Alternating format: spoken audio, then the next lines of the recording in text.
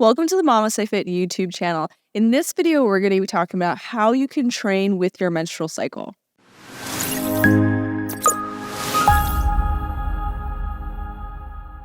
In this video, we're going to be talking about how you can adjust your workouts throughout your cycle to increase your performance and to increase your recovery. And so doing those two things is going to improve your gains and make you a lot stronger. Gains. It's all about the gains. It is all about the gains. So for those of you who don't know me, my name is Gina. I'm a perinatal fitness trainer, and I specialize in the prenatal and postnatal timeframe. And I'm Roxanne. I'm a labor and delivery nurse and student midwife. And together we have founded MamasteFit, which is a prenatal and postnatal fitness training company that offers childbirth education and professional training courses. So let's break down how we can adjust our workouts throughout our cycle to accommodate for our energy levels. It's important that we kind of adjust the intensity of our workouts to meet our recovery capabilities, which does fluctuate throughout the month because we have a lot of different hormones that are moving throughout our body. And this changes throughout an entire monthly cycle. So during our cycle, we have three main phases that change. The amount of hormones change throughout those three phases. So the first phase is the follicular phase. This includes our menstruation, so our actual period where we're bleeding. And then afterwards, it's 14 days total on average for most people is the follicular phase. It ends when we ovulate, and then ovulation happens. That is a whole phase. And then the last phase is the luteal phase. So during the follicular phase and potentially even ovulation, you have a little bit more energy based off of just the hormones that are increasing during that time frame. And then the luteal phase, we usually have less energy. So during those different phases, you're going to increase or decrease your intensity because of how much rest and recovery you're going to be able to have. So you may be under the impression during the first half of your cycle, during the follicular phase, is when you can do all the heavy lifting and high intensity workouts. But after you ovulate and you move into the luteal phase is when you can only do yoga and just exist. So this is not necessarily true. You can still lift throughout your entire menstrual cycle, but you may need to adjust the level of intensity of your workouts. And so you can maintain the same type of workout throughout your entire cycle, but you're going to have to adjust how hard you are working. During the first half of our cycle, we tend to have higher energy levels, and so you can tend to lift more weights, you can lift heavier weights, you can have higher intensity exercise, and you can recover better. And so because we can recover better in the first half of our cycle, when you go to do your next workout, you're going to find that you're going to be able to move through it with the same level of intensity. If you go to your workout and you find that you're a little bit more sluggish, or if you're having a harder time moving through it, that's a big sign that we probably should decrease the level of intensity that we're doing.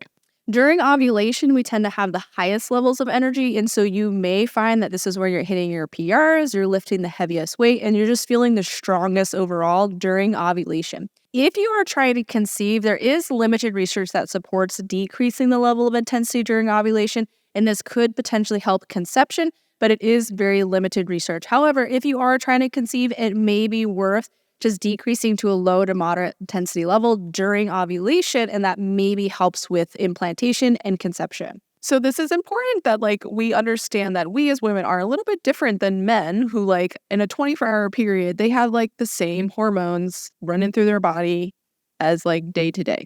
They're the same person that they were the day before with their hormones. Whereas we change constantly throughout our entire cycle in the whatever length your cycle is, 28 days, 21 days, 35 days. Every day of that cycle, you are kind of a different person hormonally. Your levels of hormones change. So men, they can go to the gym and do the same things similarly kind of every day and still have those gains. Whereas women, we're changing constantly throughout the entire cycle, even emotionally. Yesterday, I could have cried just watching a SPCA commercial. And then today, I feel fine watching a commercial because my hormone makeup is a lot different than it was yesterday because of our cycles. So it makes sense that we also have the benefits of training and optimizing recovery and gains with our cycle as well. So after you ovulate, you may begin to notice that your energy levels are starting to decrease and your ability to recover is starting to be diminished as well.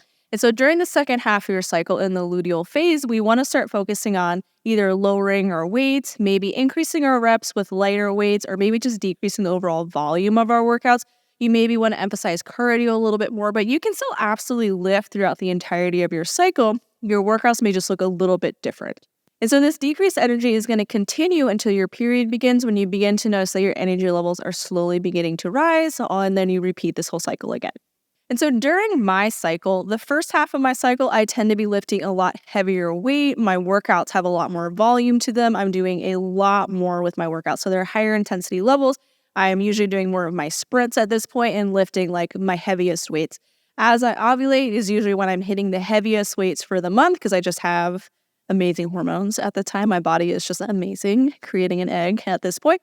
And then I start to move into the luteal phase where I have a lot less energy. So at this point, I'm probably decreasing my weights. I may be adding a little bit more support to my movements. So first half of the cycle, I'm hitting my PRs. I'm hitting really heavy weights with the squats. I'm doing like 5x5.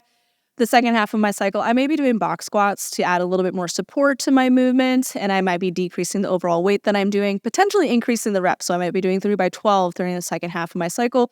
So I'm still working out, but I'm decreasing the overall intensity to accommodate for my recovery levels. So myself, I've noticed in my cycle that when I have my period, like the start of my period, I do have a lot more energy. And so I did a half marathon prior to getting pregnant with Joan. And I was on my period the day of the race. And I felt so energized. I felt like I could continue running after the 13 miles. And I think it was a large, obviously my training was a big contributor. But I think the fact that I was also on my period was really helpful for my energy. And so during your cycle, it's really super simple. During the first half, you have a lot more energy. You can do a lot more with your workouts because you have more of a recovery capability, because recovery is where we get most of our gains. It's not necessarily like all the things you do during your workout, because you also need to recover from the things that you did on your workout. And if we're not recovering optimally, we're going to have diminished gains the next time we work out because we're going to feel more sluggish. It's going to be harder to move. And we're going to kind of just keep decreasing our ability to get gains. So the first half of the cycle, our ability to recover is so much more optimal than it is the second half. So we can usually do a lot more, lift heavier weights, have higher intensity with our workouts, all the way to ovulation where we're PRing in all of our lifts.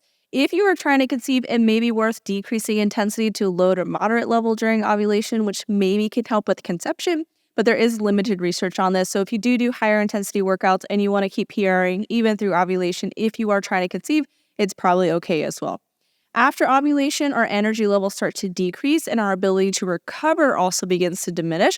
And so it's important that we accommodate our workouts for that. So again, what we do during our workouts is important, but what we do during recovery is equally as important. So we may want to focus on lower intensity exercise at this point.